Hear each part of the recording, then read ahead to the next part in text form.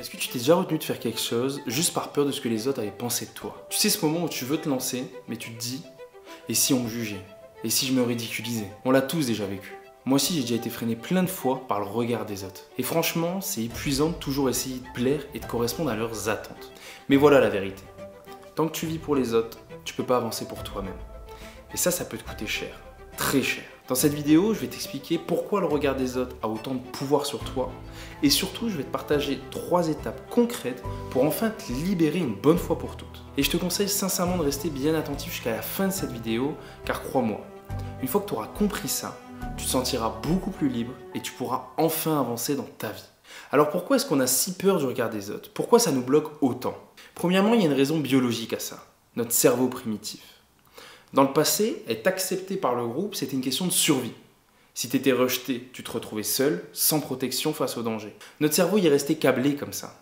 Il associe encore le rejet à un danger, même si aujourd'hui c'est plus du tout le cas.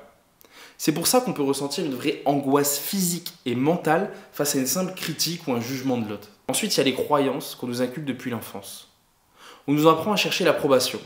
Sois sage, ne fais pas de vagues, fais bonne impression. Tout ça, ça nous conditionne à penser que plaire, c'est indispensable. Et si tu as grandi en entendant qu'il faut toujours respecter les attentes des autres, alors tu as intégré cette peur comme une norme. Et quelles sont les conséquences? Eh bien, à force, on vit dans un moule qui ne nous correspond pas. On évite de prendre des risques ou de suivre nos rêves, juste pour éviter le jugement des autres. Peut-être qu'aujourd'hui, tu restes dans un job que tu détestes parce que tu as peur que les gens te disent « Pourquoi il a quitté son job? Il fait plus rien, il est au chômage. » Maintenant qu'on a compris ça, qu'on a compris pourquoi cette peur elle existe, voyons ensemble comment s'en affranchir en 3 étapes importantes. La première étape, c'est de réaliser que les gens sont absorbés par leur propre vie, leurs propres problèmes, leur propre insécurité. Honnêtement, la plupart des gens, c'est un peu dur ce que je vais te dire, mais ils n'en ont rien à faire de toi. Par exemple, imagine que tu fais une présentation et que tu trébuches sur un mot. Toi, tu vas y penser toute la journée, ça m'est déjà arrivé. Mais eux, en fait, ils vont l'oublier dans 5 minutes. Et c'est pareil quand tu veux poster quelque chose sur internet. Tu te fais tout un film, t'as peur que ce que les autres vont penser de toi.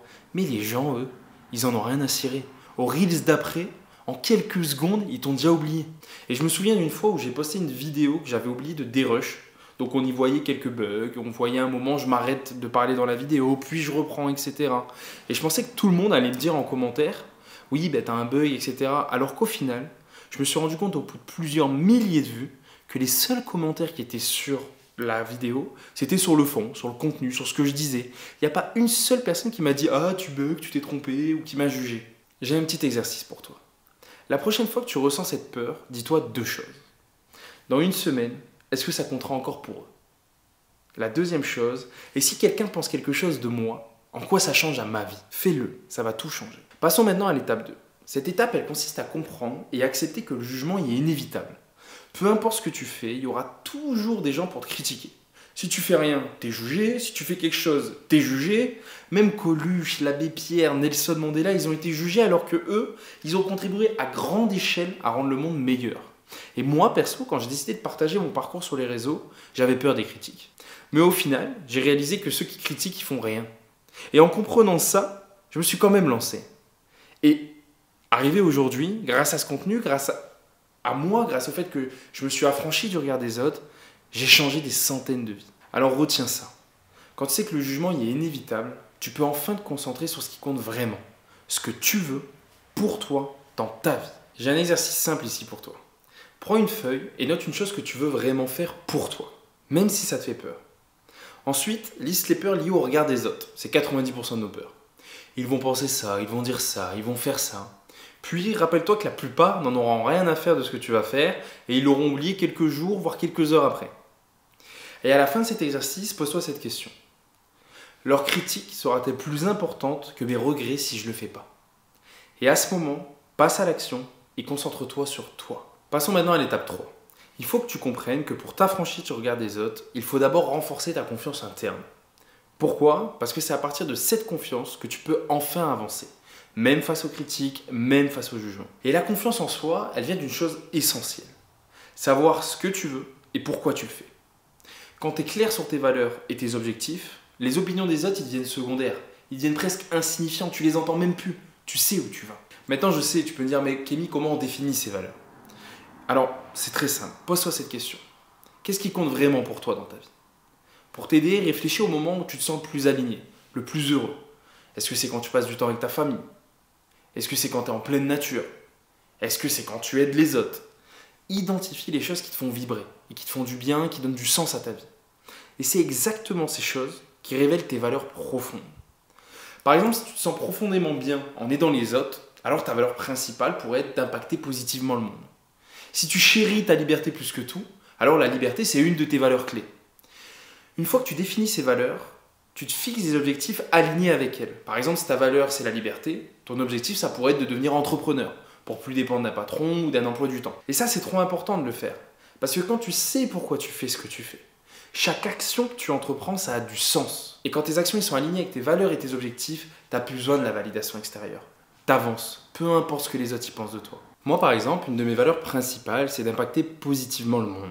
Je veux aider un maximum de personnes à devenir libres et avoir une vie alignée avec leurs valeurs. Et c'est pour ça que je crée des vidéos, des programmes, que je partage mon expérience. Et honnêtement, les critiques, je m'en fous. Mais si j'arrive à m'en foutre, c'est pas parce que je suis plus fort qu'un autre. C'est parce que je sais exactement pourquoi je fais tout ça et c'est parfaitement aligné avec ma vie et mes valeurs. Maintenant, j'ai un exercice pratique pour toi extrêmement simple pour mettre en action ce qu'on vient de dire. Écris tes 3 valeurs principales. Si tu les as pas, tu peux faire l'exercice que je viens d'expliquer pour les trouver. Maintenant, je t'invite à associer un objectif concret à chaque valeur. Et si tu n'as qu'une valeur, c'est très bien, fais-le qu'avec une valeur. Par exemple, tu as la valeur liberté, objectif, devenir entrepreneur. Valeur famille, objectif, passer 2 heures par jour de qualité avec mes proches. Relis ces réponses et demande-toi est-ce que tu es aligné avec ces valeurs dans ce que tu fais aujourd'hui. Parce que quand tu es porté par ce qui compte vraiment pour toi, le bruit des autres, il disparaît. Les critiques, les jugements, tout ça devient invisible parce que tu sais où tu vas et pourquoi tu y vas. On vient de voir ensemble concrètement comment se libérer du regard des autres et je t'invite à réécouter et à refaire les exercices de cette vidéo autant de fois que nécessaire. Et tu sais, s'affranchir du regard des autres, c'est comme enlever un énorme poids sur tes épaules. Quand tu arrêtes de vivre pour plaire aux autres, tu commences enfin à vivre pour toi. Et souviens-toi, ça se fait pas du jour au lendemain, c'est un travail quotidien, alors commence aujourd'hui petit à petit. D'ailleurs, cette vidéo, elle t'a aidé, je t'invite à t'abonner pour pas manquer les prochaines vidéos sur cette chaîne YouTube et à partager ça avec quelqu'un qui a besoin d'entendre ce message. Et j'ai une toute dernière chose pour toi. Retiens ça, la vie des autres, c'est la vie des autres.